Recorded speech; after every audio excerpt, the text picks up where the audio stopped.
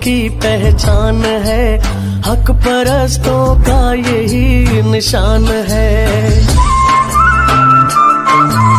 ये मेरे कौम की पहचान है, हक परस्तों का।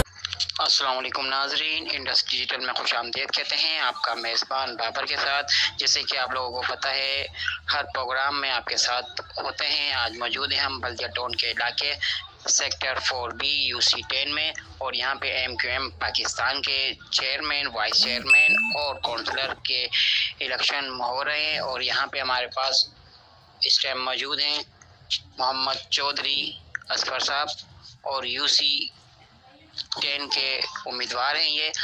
और इनका कहना यही है कि हम जीत गए इंशाल्लाह तो हम इलाके को बेहतर से और बेहतर बनाएंगे, और मेन मसला हमारा पानी का है उसको भी बेहतर बनाएंगे, और बिजली का है उसको भी हम बेहतर करेंगे, और जितने भी मसले मसाइल हैं हमारे इलाके के वो हम पूरे करेंगे।